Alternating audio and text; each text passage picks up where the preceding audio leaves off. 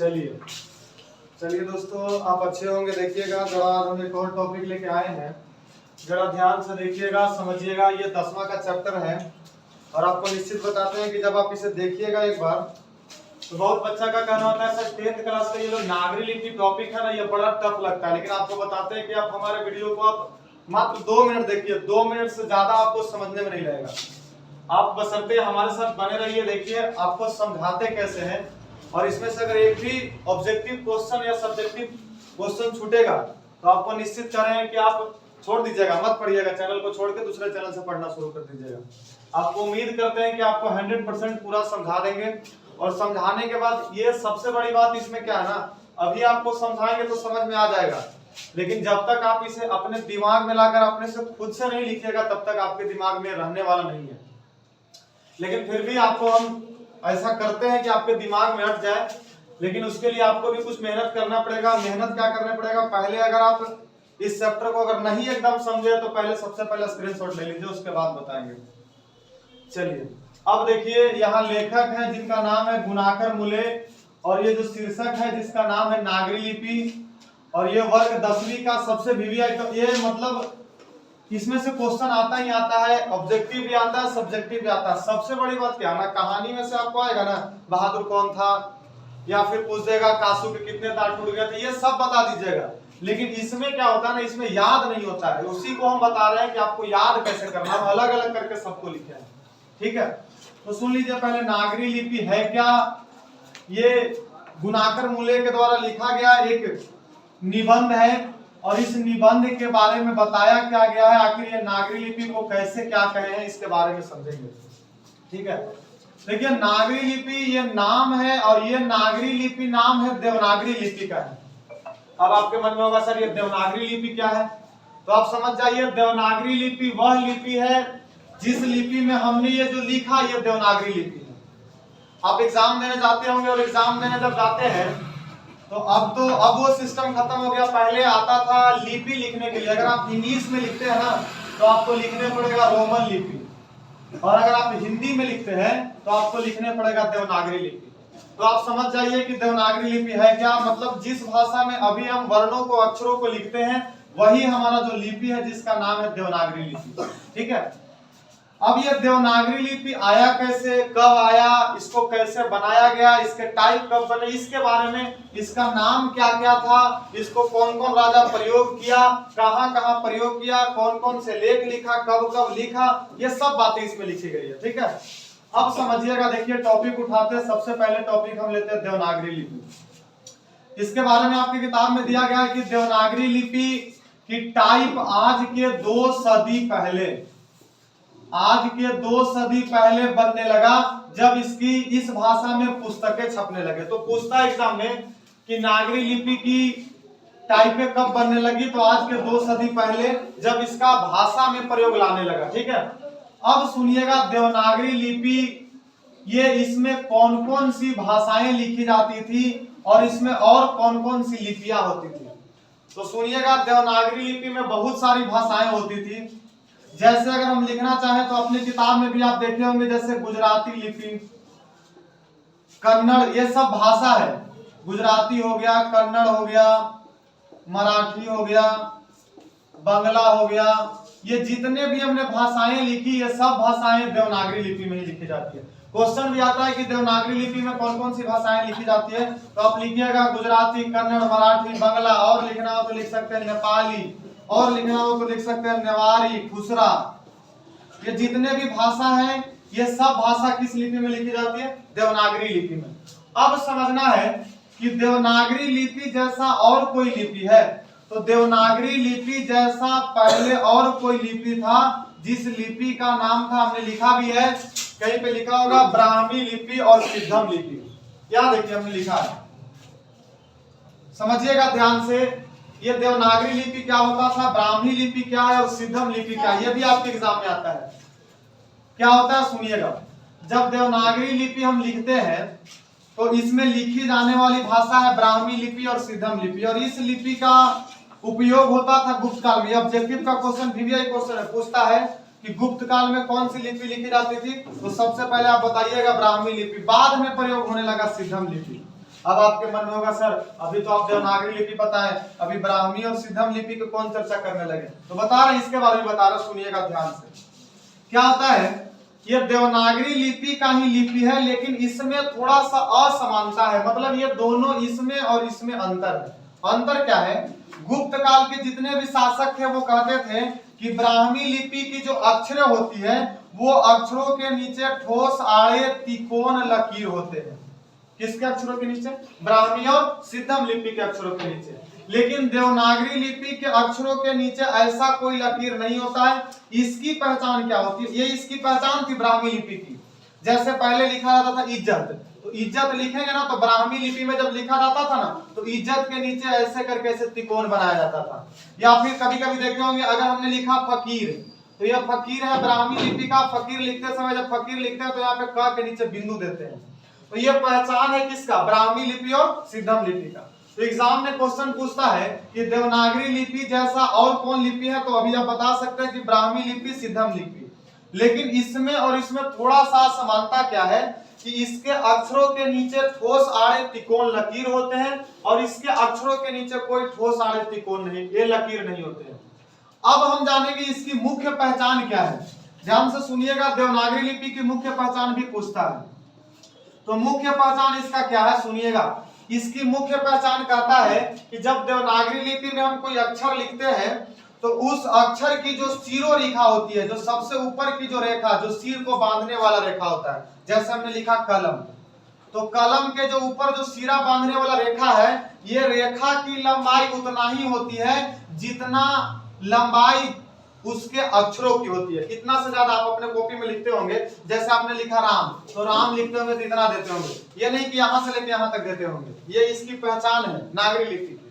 दूसरी पहचान क्या है कि इसकी जब सिरो रेखा खींची जाती है तो वो सिरो रेखा बाईं से दाईं की ओर खींची जाती है। अगर आप फारसी लिपि को पढ़िएगा, उर्दू जिसको कहते हैं, तो उसको इधर से इधर खींचा जाता है, लेकिन हमारा क्या खींचा जाता है? इधर से इधर। तो इसमें पहचान क्या हुआ? पूछेगा देवनागरी लिपि की मुख्य पहचान क्या है, तो बताइएगा देवनागरी लिपि की मुख्य पहचान यह है कि इसके अक्षरों के सिरा के जो रेखा होते हैं उस रेखा की लंबाई अक्षर की बराबर होती है और उस रेखा को बाईं से दाईं की ओर खींची जाती है। लेकिन ब्राह्मी लिपि और सिद्धम लिपि में कहा जाता है इसकी मुख्य पहचान यह है कि इसके अक्षरों के नीचे ठोस आड़े त्रिकोण लकीर होते हैं। तो दो प्रश्न इसमें हो गया। पहला हो गया कि इसकी पहचान क्या है, इसकी भी पहचान क्या है, ये दोनों में अंतर क्या है, ये भी आप बता सकते हैं। या देवनागरी लिपि में कौन कौन सी लिपि लिखी जाती थी, ये भी बता सकते हैं। देवनागरी लिपि में कौन कौन सी भाषाएं लिखी जाती है, वो भी बता सकते हैं। अब आते हैं आगे। अब भैया कहा जाता है ये देवनागरी लिपि तो था, लेकिन अब इसका नाम नागरी क्यों पड़ गया? नागरी के बाद नंदी नागरी क्यों बन गया? नंदी नागरी के बाद नागर क्यों पड़ गया? नागरी क्यों पड़ गया? देवनागर क्यों पड़ गया? देवनागरी क्यों पड़ गया? तो अब सब सुनेंगे, सब समझेंगे। कहता है कि नंदी नागरी के बारे में कहते हैं, इसका नागरी लिपि का नाम एक समय नंदी नागरी था। तो क्यों था, कैसे था, कब था, ये बारे में समझेंगे। क्वेश्चन में भी आता है कि नंदी नागरी नाम क्यों पड़ा। तो कहा गया है कि जब इस लिपि का प्रयोग दक्षिण भारत में होता था तब दक्षिण भारत के राजा इस लिपि का नाम ही देते थे नंदी नागरी। इसका कोई स्पेशल नाम ये नहीं था कि हम नागरी को, देवनागरी को नागरी कहेंगे। मतलब उनका कहना था कि हम नागरी लिपि का इस्तेमाल करते हैं तो नागरी लिपि को नागरी लिपि नहीं कहेंगे, हम उसका नंदी नागरी कहेंगे। तो अब क्वेश्चन आएगा कि देवनागरी का नाम नंदी नागरी कैसे पड़ा? तो आप बताइएगा। देवनागरी का नाम नंदी नागरी इसलिए पड़ा क्योंकि इसका इस्तेमाल दक्षिण भारत के राजाओं के द्वारा किया जाता था और वो जब इस भाषा का इस्तेमाल करते थे, इस लिपि का इस्तेमाल करते थे, तब देवनागरी लिपि का नाम नंदी नागरी लिपि रखा था। ठीक है, यहाँ तक ठीक है। अब दक्षिण भारत के कुछ राजा हैं जो 11वीं सदी के राजा हैं। जैसे शासक हमने लिखा राजेंद्र, चोल राजा। बहुत सारे ऐसे राजा जो हैं जो दक्षिण भारत में 11वीं सदी में अपने काल में जो लेख लिखे हैं, अपने सिक्के पर खुदवाए हैं, उसमें जितना भी लिपि का इस्तेमाल किए हैं सब में कौन सा लिपि है? नंदी नागरी। तो पूछेगा कि 11वीं सदी के शासक ने अपने समय में किस लिपि का प्रयोग किया? नंदी नागरी का। या फिर पूछेगा नंदी नागरी का प्रयोग कहाँ के शासकों द्वारा किया गया? तो दक्षिण भारत के शासकों द्वारा। कौन कौन? तो राज हो गए, राजेंद्र हो गए, चोल राजा हो गए। और कैवी सदी में? 11वीं सदी। ठीक है, अब आते हैं आगे। कहता है सदी की बात है। एक राजा, केरल का राजा था, जो केरल का शासक था, जिसने अपने सिक्के, जिस सिक्का पर नाम लिखवाता था वीर केरलस्य, वीर केरलस्य लिखवाता था 12वीं सदी में, और उस समय लिपि का इस्तेमाल करता था नागरी का। तो पूछेगा कि केरल का शासक किस सदी में वीर केरलस्य अपने सिक्के पर लिखवाता था नागरी लिपि में? तो 12वीं सदी में। कौन लिखवाता था? केरल का राजा। क्या लिखवाता था? वीर केरलस्य। किस लिपि में? नागरी लिपि में। ठीक है, अब आते हैं आगे। ये सब दक्षिण भारत के ही है। अब कहता है 9वीं सदी में एक ताम्रपत्र लिखा गया था, ताम्रपत्र जिसका नाम था पालियम ताम्रपत्र। ये 9वीं सदी का लिखा हुआ है, और इसके बारे में किताब में कहा है कि ये भी नागरी लिपि में लिखा गया। तो पूछेगा कि 9वीं सदी में कौन सा ताम्रपत्र नागरी लिपि में लिखी गई थी? तो आप सीधे बताइएगा पालियम ताम्रपत्र। पूछेगा ये पालियम ताम्रपत्र किस लिपि में लिखी गई थी? नागरी लिपि में। किस सदी में? 9वीं सदी में। ये कहाँ की लेख थी? दक्षिण भारत। ठीक है, अब आगे बढ़ते हैं। इसी में एक और राजा है, जिस राजा का नाम है अमोघ वर्ष। क्या नाम है छोटे? अमोघ वर्ष। ये अमोघ वर्ष राष्ट्रकूट का राजधानी मान्यखेट बनाने के लिए नींव डाला था। नींव मैंने समझ में आता होगा, जब घर नया नया घर बनता है तो हमारे यहाँ नींव डाले जाते हैं। तो ये अमोघ वर्ष जो राजा था, ये राजा नींव डाला था राष्ट्रकूट का राजधानी मान्यखेट में करने के लिए। तो पूछता है एग्जाम में कि अमोघ वर्ष राजा किसका नींव डाला था? तो राष्ट्रकूट की राजधानी मान्यखेट के लिए। पूछेगा कि राष्ट्रकूट की राजधानी मान्यखेट, ये मान्यखेट ये किसने बताया? अमोघ वर्ष। ये अमोघ वर्ष कौन था? राजा था। कहां का? दक्षिण भारत का। ठीक है, यहां तक तो ठीक है। अब आते हैं आगे, दक्षिण भारत से अब आगे बढ़ते हैं उत्तर भारत में। उत्तर भारत में क्या हुआ? उत्तर भारत में बहुत सारा शासक आया, जैसे नाम लिखा गया महमूद गजनवी। महमूद गजनवी जब आया तो सबसे पहले लाहौर के टकसाल पर, टकसाल कहते हैं चांदी के सिक्के को, ये चांदी के सिक्का पर महमूद गजनवी ने क्या किया? नागरी लिपि में कुछ अंक खुदवाए। कौन? महमूद गजनवी। तो पूछेगा, सबसे पहले पूछेगा टकसाल किसे कहते हैं? चांदी के सिक्के। इस पर कौन से लिपि खुदवाए गए थे? नागरी लिपि। और ये कहां? उत्तर भारत। पूछेगा उत्तर भारत में कौन राजा सबसे पहले नागरी लिपि का इस्तेमाल किया? महमूद गजनवी।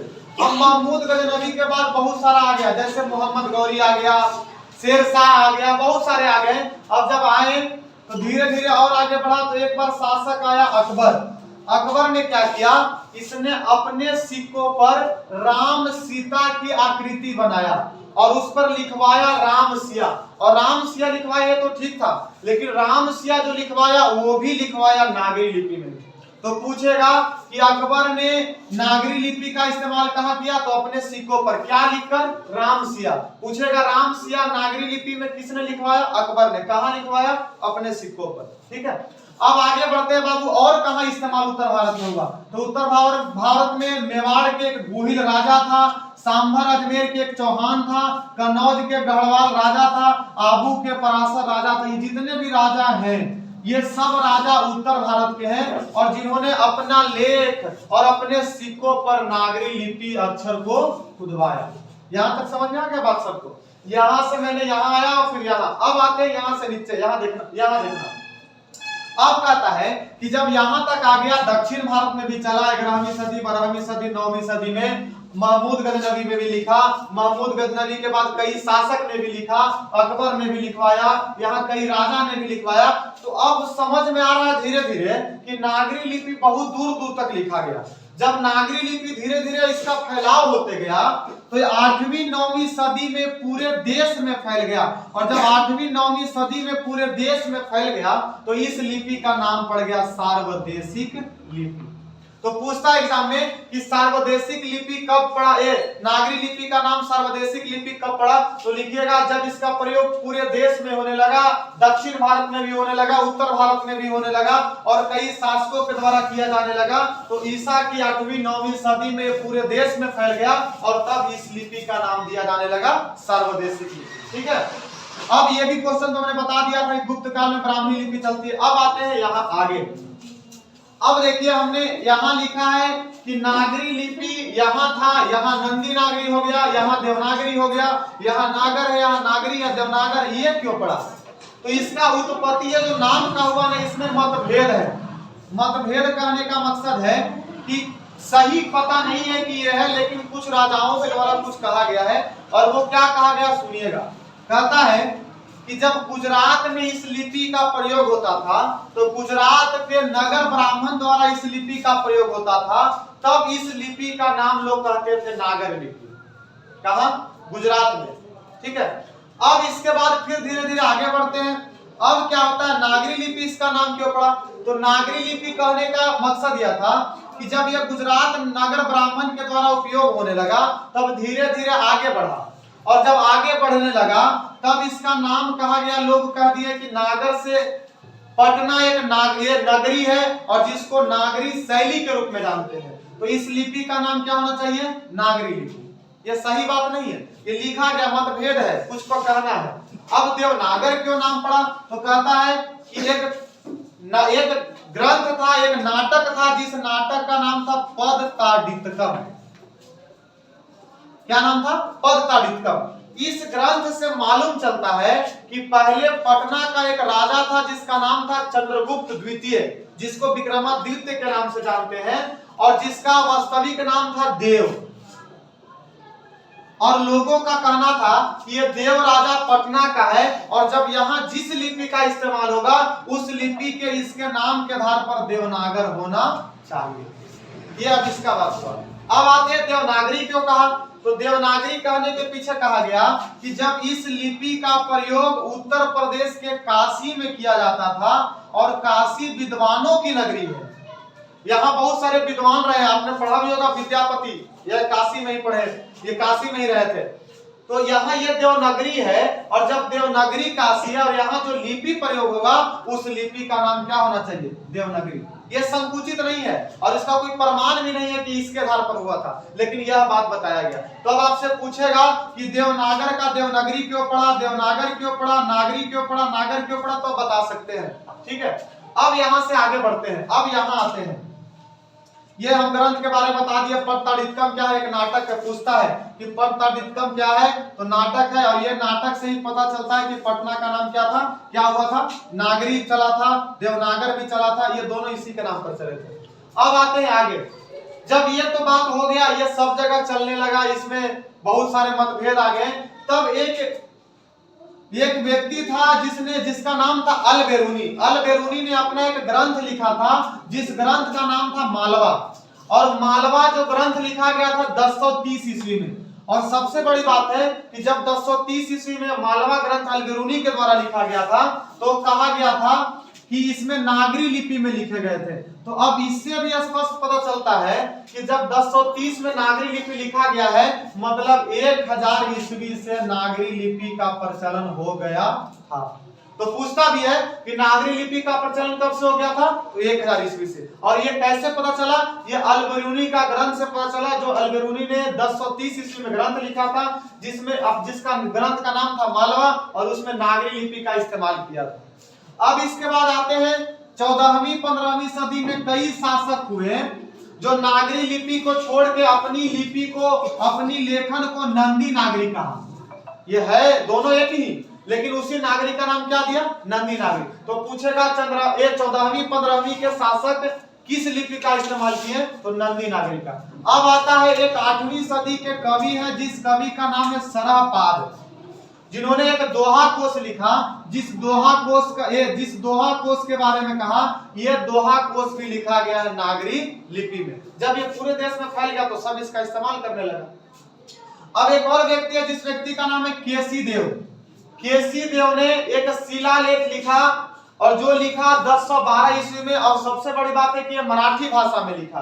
पूछता है कि केसी देव ने अपना शिलालेख किस भाषा में लिखा? मराठी में। कब लिखा? 1012 ईस्वी में। और जब इसको पढ़ा गया, लोगों में प्रचलन हुआ 1060 ईस्वी में, तब इसे पता चला कि केसी देव ने अपना जो शिलालेख लिखा है मराठी में लिखा है, और वो मराठी जो नागरी लिपि से ही मिलता जुलता है। ठीक है। अब आते हैं नीचे। एक यादव राजा था, जिस राजा का नाम था रामचंद्र। ये 13वीं सदी में अपने समय में नागरी लिपि का खूब प्रचलन किया, खूब बढ़ावा दिया, और इसके समय में भी 13वीं सदी में भी नागरी लिपि चलने लगा। अब एक आगे पढ़िएगा तो आपको मिलेगा बेतमा दानपत्र। दानपत्र मैंने इधर भी कहीं पढ़ाया, अभी लिखा होगा। ताम्रपत्र लिखा, दानपत्र नहीं लिखा। यहाँ पे दानपत्र होता है, ये बेतमा दानपत्र है जो इंदौर के समीप का दानपत्र है। पूछता है कि बेतमा दानपत्र कहाँ का समीप का, इंदौर, और इंदौर का दानपत्र का समीप है ये। तो कहता है इसका रचना हुआ था 1020 ईस्वी में, और सबसे बड़ी बात है कि इसका भी रचना हुआ था नागरी लिपि में। अब इस चैप्टर का सबसे अंतिम टॉपिक है जिसका नाम है गुर्जर प्रतिहार। पूछता है गुर्जर प्रतिहार कौन थे, तो आप बताइएगा। गुर्जर प्रतिहार ये विदेशी थे, और ये विदेशी होने के साथ साथ ये ईसा की 8वीं सदी के पहले भारत आए थे, और भारत आने के बाद सबसे पहले इन्होंने अपना शासन अवंती पर कब्जा किया। उसके बाद कनौज पर भी अपना अधिकार प्राप्त किया। इनके बहुत सारे राजा थे, जैसे मिहिर भोज हो गए, महेंद्र पाल हो गए, ये इनके राजा थे गुर्जर प्रतिहार का। ठीक है, तो अब ये पूरा हो गया। अब इसमें से क्वेश्चन आता है कि देवनागरी लिपि का टाइप कब बना 2 सदी पहले, इसमें कौन कौन लिपियां लिखी जाती है, कौन कौन भाषाएं लिखी जाती है, गुप्त काल में कौन सी लिपि होती थी, पलियम ताम्रपत्र कितना सदी का है, केरल का शासक कौन सा शब्द लिखवाया कितना सदी में। अब पूछता है दक्षिण भारत में कौन कौन शासक जो नागरी लिपि का इस्तेमाल किया, नागर क्यों पड़ा, नागरी क्यों पड़ा, देवनागर क्यों पड़ा, देवनागरी क्यों पड़ा। इधर कहता है उत्तर भारत में कौन शासक थे, महमूद गजनवी के बाद कौन कौन शासक आया जो नागरी लिपि का इस्तेमाल किया। लेख टकसाल क्या है, नागरी लिपि का प्रचलन कब से हो गया था 1020 से, कैसे पता चला, अल-बेरूनी के ग्रंथ से। आप इसको पूरा अपने कॉपी में सजा के अच्छे तरीका से नोट कर लीजिएगा, तो इसमें से एक भी प्रश्न छूटने वाला नहीं है। ठीक है, बाकी धीरे धीरे अगला चैप्टर अगले क्लास में चलेगा। कोई दिक्कत होगा कमेंट में बता दीजिएगा, हम आपको सॉल्यूशन कर देंगे, हड़बड़ाने की बात है ही नहीं। यह चैप्टर थोड़ा सा आपको टफ लगता है, लेकिन आप इसको आसानी से पढ़िएगा, कोई टफ नहीं, आसान है एकदम। ठीक है, बाकी फिर अगले बात पढ़ेंगे।